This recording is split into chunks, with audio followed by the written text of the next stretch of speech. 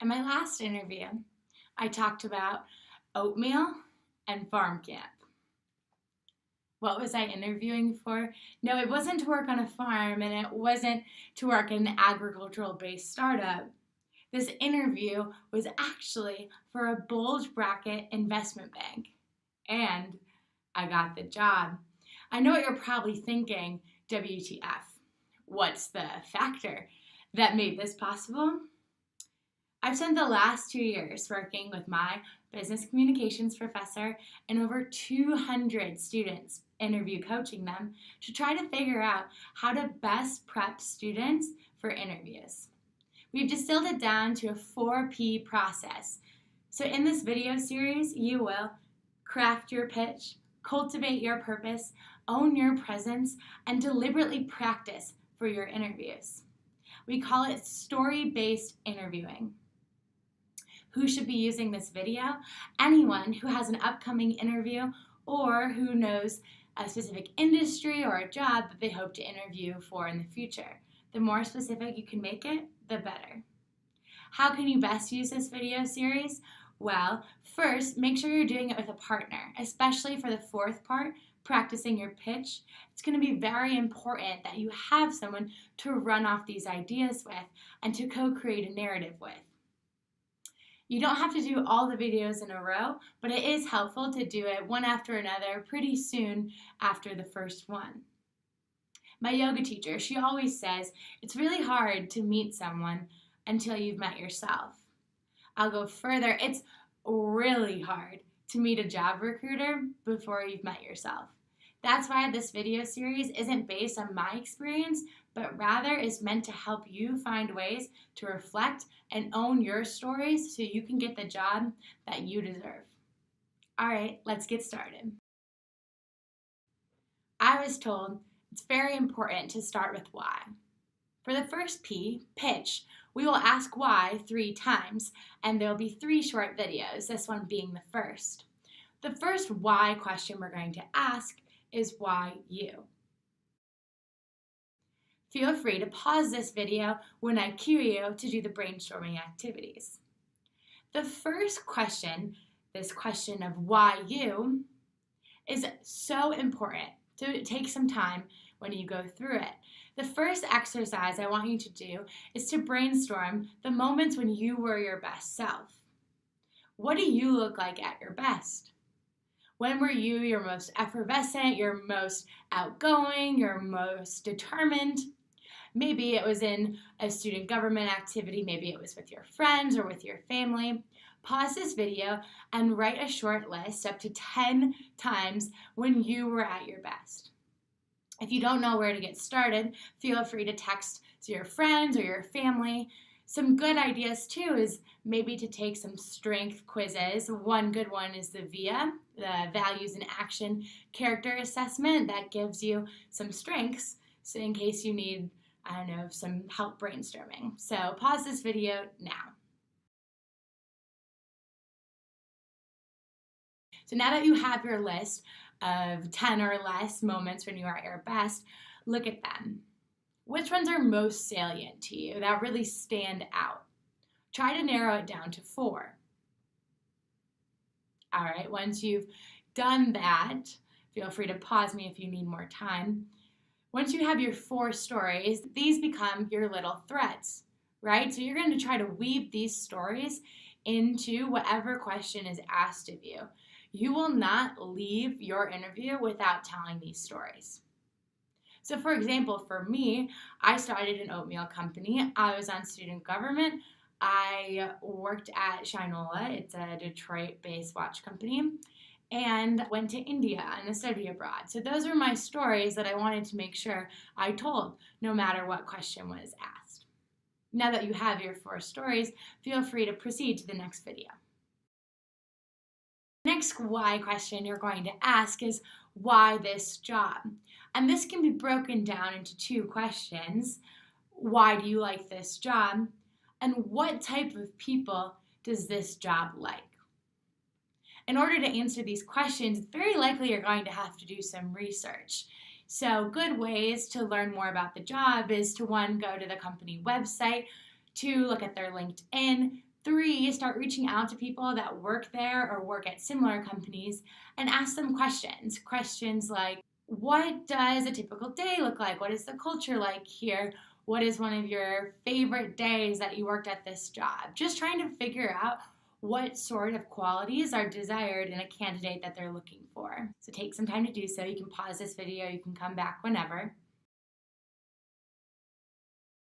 Awesome. Now that you've done some research on the job, the 2 questions I want to bring back to you are, what are the desired qualities that a candidate for this job has? And what do you like about this company? For example, when I was interviewing for sales and trading positions, I found out that a good intern for sales and trading is someone who is intellectually curious in the markets and is a good relationship manager. So those are the 2 desired qualities that I really focused on. When I was asking myself, what did I like about the company? Personally, they had a CSR initiative, corporate social responsibility, that dealt with empowering females through a finance education, and it was female entrepreneurs in developing countries. Because I had gone to India, because I'm a girl, because I had worked at this oatmeal startup, all these things, I had a way to actually sound really excited when I was talking about it. So hopefully you have written down 2 to 3 desired characteristics that the company is looking for, and 2 to 3 cool things that you found about the company that resonate with you. Once you've done so, you can move on to the 3rd video. So now that you have your 4 best self stories and the 3 or 2 desired characteristics that the company is looking for, these are like your threads. And now it's time to weave it together with the question, why you for this job? And I did this a little in the last video when I was talking about this program that they have for women in finance and how I was really interested in female entrepreneurship and empowering women. I brought the stories about myself and mixed them in with the job. So another example of how to do this, I was on student government, which is really just managing relationships between the business school and CSG, or the student government and the rest of the student body. And when I told these stories about myself, I made sure that I brought in the qualities about the job that they were looking for in my own stories. So it felt really authentic, and I lived it, breathed it, truly believed that I would be a good fit for the job. So on the ebook that corresponds with this, you'll see the little Venn diagram with your 3 characteristics and your 4 stories, and the combination of them is where your pitch is found. To do that exercise now, write down your 4 stories, write down the characteristics, and start to brainstorm and think about how you embody those desired characteristics in your 4 best self experiences. I'll be the first to say that interviewing can be absolutely terrifying. It's really uncomfortable for us to talk or sound like we're bragging about ourselves, and I get really nervous too. A good way for me to take a different mindset about interviewing was to cultivate a purpose for it. So when you think about it, if you go in so hyper-focused on getting this job, it's zero sum. You either walk away with the job or without the job. But if you cultivate a different purpose, you can have a different outcome. For example, I have come up with 2 different purposes, and you can assume them both. You can, choose one, whichever feels more natural to you. But it's this role of the energizer and the investigator. So we'll start with the investigator. Basically, what you're doing is you're taking a learning mentality, a learning mindset to this interview instead of just seeking a job. What you're doing is you're operating under the assumption that if you hyper-focus on just getting a job, you can walk away with nothing. However, if you focus on learning and if you focus on being curious, you can walk away having learned at least something about something. So a good way to kind of invoke this learning mentality is to figure out things that you're actually curious about, either at the company or the industry, and figure out ways that you can sprinkle in questions that you're actually curious about, that you actually want to learn about. That's the hat of the investigator. Another purpose is the energizer, and this is a more contributive purpose. And basically what you do is you try to be really empathetic about your interviewer. You understand that they probably either just stepped off the trading floor if they work in sales and trading, or if they're an HR professional, they've probably talked to a lot of students. They're probably pretty tired. So what can you do to energize them? Good ways to energize people is to, one, smile at them, make them feel good. You can also learn their name, drop in their name a few times. Ask them really appreciative questions about themselves that get them talking about themselves in a positive light, such as, what's one of your favorite projects you've worked on? Or, can you tell me about one of your best days at work? Or, what is it about you that makes you thrive here at this company? People like talking about themselves, but they don't want to sound bragging. So if you set them up to talk about themselves in an appreciative way, it's more natural. So that is what purpose looks like in an interview. You can either be an energizer, investigator, an investigating energizer, whichever feels more natural to you. But I found that this really helped, so I would get a lot less nervous because I was focusing on something that I could control. Third P is presence. So what does presence look like in an interview? Because you don't want to be robotic, but you also want to be professional. Here are some tips for before, after, and during. So we'll start with some before tips. 3 things that I really like to do before an interview is, first, I take some stress-reducing breaths. Now you can do this in the bathroom, you can do it on the subway to your interview, but all you do is you inhale through your nose and you exhale out your mouth. And this is a stress-reducing breath. I learned it because I'm a yoga teacher. So here's a little yoga sprinkle. Another good thing to do is called power posing. And if you want to learn more about it, you can go on Amy Cuddy's TED Talk, and she goes through all the science. But basically, all you have to do is, for a minute or less, take a really powerful pose. You either have your hands on your hips or your hands up high, whatever makes you feel powerful. You can do it in a bathroom stall, you can do it at a desk, whatever, and just kind of ground yourself and stand and cultivate some power.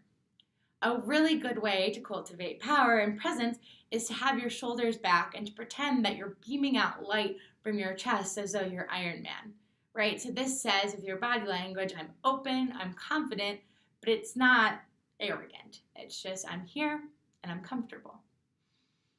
Another good way, and my last final tip for before, is to go through your 4 stories, your 3 desired characteristics, and the 3 reasons why you want the job.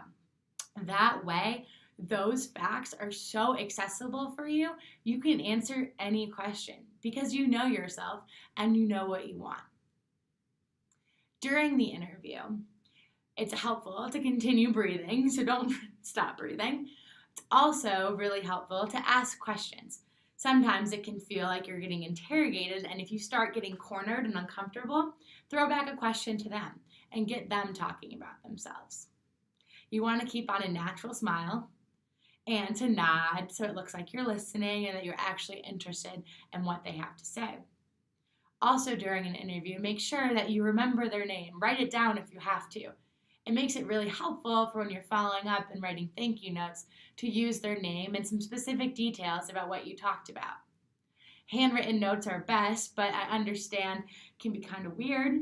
But email works just fine. You know, you're not going to try to find their home address or anything.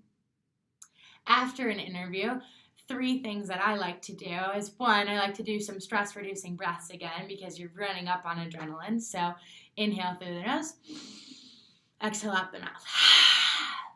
I then like to write down 3 good things that happened, right? 3 things that went well, so I can focus on what went well instead of hyper-analyzing what I thought didn't go as well. Then I follow up with a thank you note, either to the recruiter or the person who interviewed me, trying to talk about specific details about what we talked about. So those are some tips for cultivating presence in your interviews. All right, so we've gotten to our final P, and that is practice. And this is when I will hand it over to you, and you can run as far as you want to go, because this is all up to you. How much you practice. Here are some tips to practice for interviews. So first, it's really helpful to have a partner, right? So either a trusted confidant, a mentor, someone who's there for you, who can run you through these interview questions, and you can start to get comfortable being uncomfortable, because it's not natural for us in our society to talk about ourselves. But the more you do it and the more fluent you get in telling your stories and talking about the characteristics and why you want this job, the more natural it sounds and the less scripted. So, how do you practice? What I did is I looked up the common interview questions online, and here are a few. They're in the ebook if you look them up, but things like, oh, okay, tell me about yourself, or well, how do you work best in a team, or what's your greatest strength, or what's a time that was really hard for you, right? So look at these interview questions and have your partner ask them to you. And when you answer these questions, just slot in one of your 4 stories. So for example, if someone asked me, hey, how do you work best in a team? I would say, well, I worked at an oatmeal startup called Oats and Woes, and there I was the founder. I found that one of my favorite ways to work in a team is to manage the relationships, right? So I find myself to get a lot of energy from interacting with people and creating ideas. So what I like to do was I like to get people all together and make sure that everyone's voices was being heard, because I'm pretty confident, so I feel comfortable, taking control and taking command of our meetings. And that's one of the roles I like to play in a team.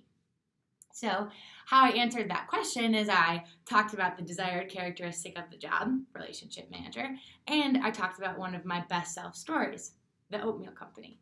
That way, if they get curious and they want to ask me more, I'm so fluent in this story and this experience that it's very easy to talk about.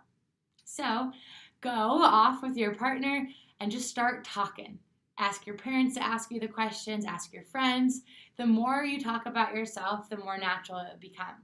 And remember, the more you meet yourself, the easier it is to meet other people. And that goes for job recruiters too. Thanks for being here with me through the 4 Ps of story-based interviewing, and good luck. You're going to be great. Feel free to email me if you have any questions or comments. Thank you.